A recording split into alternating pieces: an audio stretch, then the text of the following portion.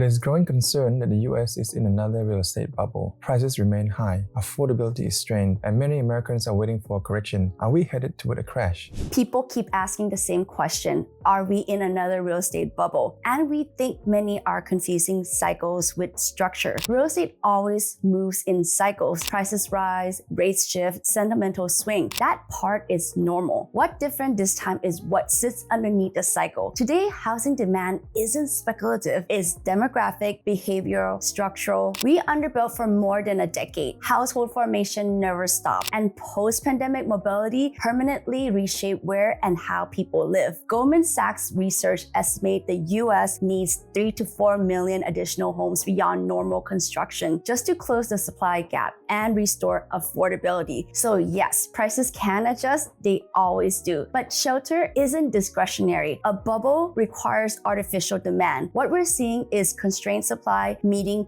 permanent need. That's not a bubble, that's a bottleneck. Many younger Americans feel permanently locked out of home ownership. Why does affordability feel broken across an entire generation? Because affordability isn't just about interest rates, it's about the speed of compounding. Homes began growing faster than wages long before most people noticed. Meanwhile, families were taught that saving harder, not owning earlier, was the solution. So when people say, I did everything right, they often telling the truth. The system changed. That's why we don't frame home ownership as a moral milestone. It's a financial tool and not the only one. What families actually need is exposure to ownership, not necessarily a deed with their name on it. Critics argue that institutional investors are worsening the housing crisis by competing with families. How do you respond to that? A lot of people blame institutions for the housing crisis, but institutional capital didn't create the shortage. Underbuilding did. What institutions tend to do well when done responsibly is operating housing professionally, long-term capital, maintenance reserves, compliance, safety, and scale. The real harm in housing doesn't come from ownership, it comes from neglect. Poorly managed properties hurt tenants, neighborhoods, and city. Well-run properties stabilize them. So the question isn't who owns housing, it's how housing is stored. Ownership without stewardship is the real risk. Artificial intelligence is transforming nearly every industry. How do you expect it to change real estate? AI has to live somewhere because people think AI is digital, not physical. But AI needs chips, factories, energy, people. Those things take land, and land is where real estate quietly wins. So when those physical systems get built, housing demand follows, whether people are ready or not. And on top of that, AI won't replace judgment. It will replace friction. Tasks like reporting, data aggregation, scheduling, and forecasting become faster and cheaper. That frees humans to focus on what actually matters: risk, relationships, and decision-making. In that sense, AI makes real estate more human, not less. Some argue AI could create another speculative bubble in property, especially if construction becomes faster or cheaper. Is that a concern?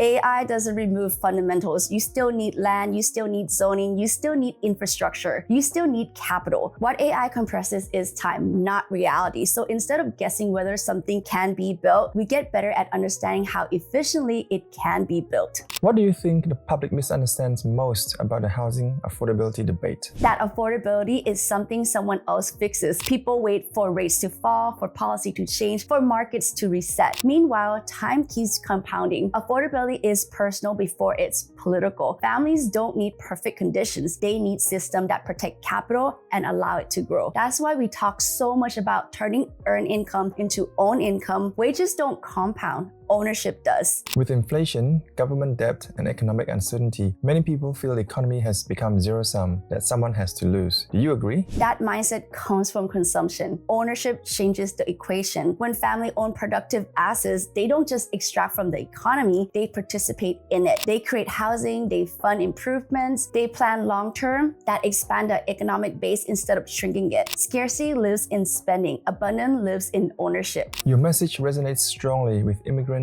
and first-generation families. Why do you think that is? Because immigrants already understand uncertainty. We have navigated risk our entire lives, culturally, financially, emotionally. What we often lack isn't discipline or work ethic, it's translation. No one explains how wealth behaves once you make it, how it needs structure, governance, and process. No one explains that leaving money idle is risky, or that investing is about giving your money a career. That's why we think about building multi-generational freedom like a 5-layer cake. Kind of like how Jensen Huang explains AI, each layer support the next. Layer 1, capital preservation, meaning don't lose what took a lifetime to earn. For first-generation families, the biggest danger isn't missing chances to make more money, it's losing what you already worked so hard to build. Money usually isn't lost because markets go down. It lost because there's no system protecting it. Layer 2, ownership structures. Many people make good money, but their money is fragile. They earn income, but they don't own system. At the Kitti Sisters, we help families own things together through clear structures and partnerships. This is where money stops being paycheck money and start becoming working money. Earned income pays bill, own income help families for generations. Layer 3, institutional access. Wealth doesn't scale without institutional infrastructure. This is the missing piece for almost every successful family. They ask, why can't I access what family offices access? Why do institutions always get better terms? Why does my money feel small even when it's big? We become the bridge. We give families access to large real estate investments, share ownership, and opportunities usually reserved for institutions. This is where money starts moving faster and smarter. Layer 4, stewardship and education. Here's the truth. Most families don't lose wealth themselves. They lose it one generation later. Not because kids are bad, but because they were never taught how decisions are made. We teach how to think like an owner, how to evaluate risk, how to be patient, how to make calm, smart choices. Wealth lasts when thinking lasts. Layer 5, legacy and continuity. This is where everything becomes real. Legacy systems create real-world continuity. This layer answers the big questions. What happens when I'm gone? Who makes decisions? How do my kids protect what we built? How do values last, not just money? This layer creates peace, not how much did we make, but our family will be okay no matter what happens. At the Kitti Sisters, we help families convert survival instinct into institutional system. That's how earned income becomes own income and how success stops ending with one generation. At your current scale, how do you define leadership? Leadership isn't maximizing returns this year. It's ensuring the system survives the next generation. Anyone can grow fast in good times. Stewardship shows up during volatility, when decisions are harder, slower, and less visible. We don't build for a pause, we build for permanence. Finally, what does success look like for you now? Peace. Families knowing their wealth won't disappear because of one bad decision. Children not having to start over. Success that doesn't expire. If we have helped families make it last, truly last, then we have done our job.